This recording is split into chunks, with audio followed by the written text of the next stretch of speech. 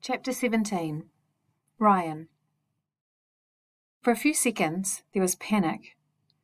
Her mother was trying to hold her and clear the stuff from her mouth and keep her nose tube out of the way. I was trying not to puke too. I can't stand the smell. Mrs. G pushed a button above the bed. Tara kept making little gurgling, mewing sounds. Her shoulders heaved. Her eyes were frightened. I was leaning forward, passing my handkerchief. I actually had a clean handkerchief to her mother while I held my breath.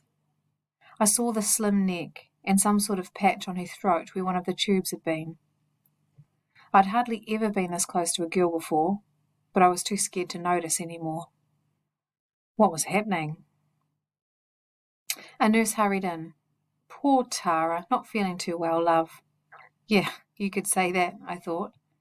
Sitting up and moving can do it, she told Mrs. G. It's like being car sick. Plus her brain sending confused messages about balance just now. I got out of it. She'd been so ashamed if she knew anyone was there. Plus that smell. I'll tell her you came, her mother said. I wandered towards the stairs, feeling useless. Tara. I did pong. I suddenly realised it. Oh no, it was puke. I'd spewed up and there were people. But it couldn't be a party. Mel and Brett and I had promised one another. That guy was here again. I think he was, anyway. He stared at me. Oh, piss off, I wanted to tell him. Can't you see Then I just wanted to lie down and curl up, like you do when you're sick. But I heard. I really heard. People were saying things.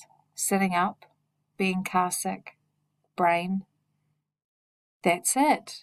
There was a car and it hit me. I'm in hospital. I must be.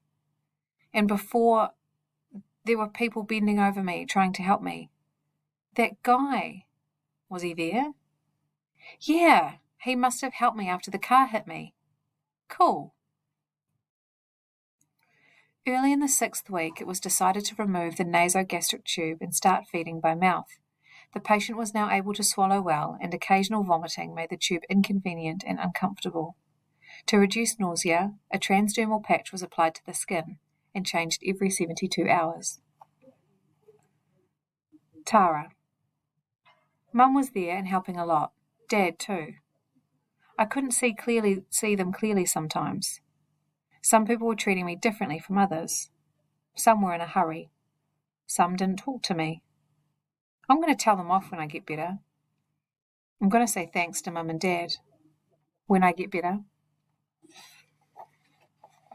Ryan.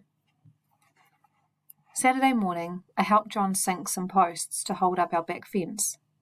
Geez, I never thought I'd spend part of my weekend working in a garden. Mind you, it's not easy thinking of John as a gardener either. Before he and Mum got together, he and Pure had been in the Road Ragers gang, and he was still into leathers and shaved heads and stuff. Then he met Mum and realised he had to try a different technique, from burn-ups and piss-ups. He told me this when Mum wasn't there. Surprise, surprise. Another surprise. Vince rang at lunchtime to see if I felt like hitting Southside Plaza later. Ash is watching netball, he went. Can you believe it? Yeah, I could, knowing who was at netball. I told Vince I'd be a starter. Any friend is better than none, I suppose. We headed downtown and wandered round Southside for a bit, while Vince told me about his latest CDs and ranked all the chicks out of 10. He was still edgy. I could tell he was wondering if I might just walk off, like that time at school. Let him sweat, I thought. We'll go to Burger King, okay? He said after a bit. I'll buy. The old man paid me heaps for flossing up a couple of cars. So we went round the corner into the food court, and there at a table were Ash and Mel. And Brittany. As soon as Vince saw Mel, he was into his big man act. Shit, you'd think nothing had ever happened. Ash wasn't fussed. Nothing much fusses Ash. And Mel didn't seem to worry. Brittany, meanwhile, looked at me.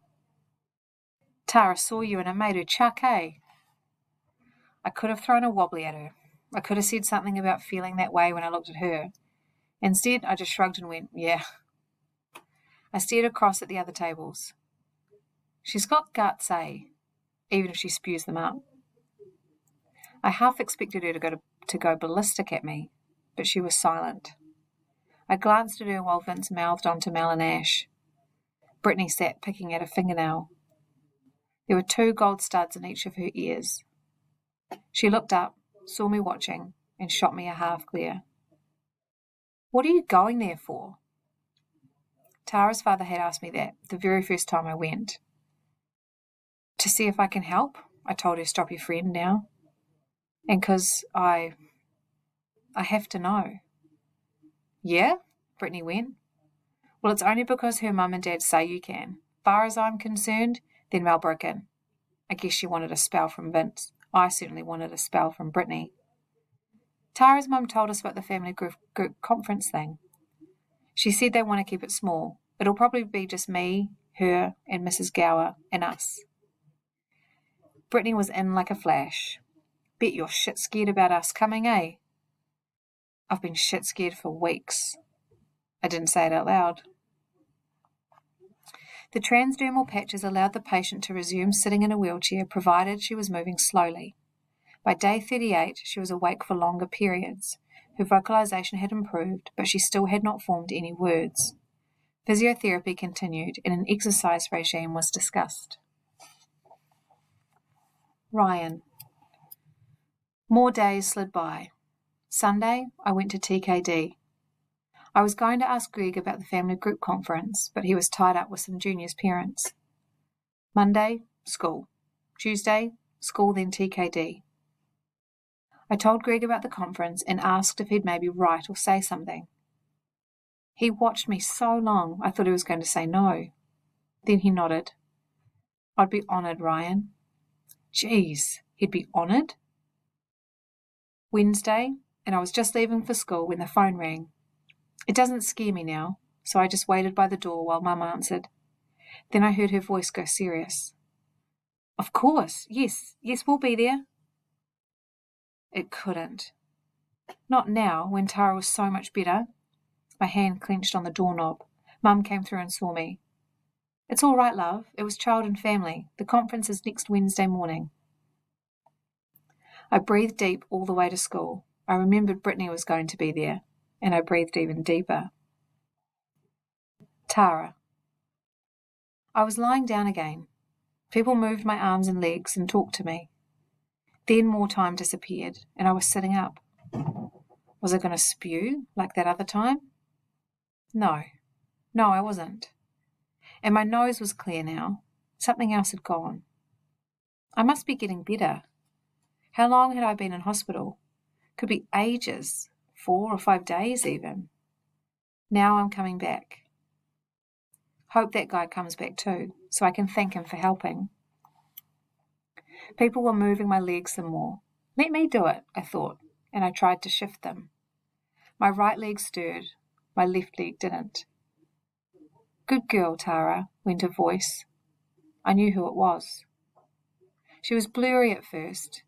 Then I saw her clearly. My mother, smiling down at me. Her face was skinny. What had happened to her? I began to ask and heard my voice make a weird noise. Yeah, that had happened before. I thought for a moment, then I swallowed and whispered, "Mum?" Her whole face changed. Her eyes stared.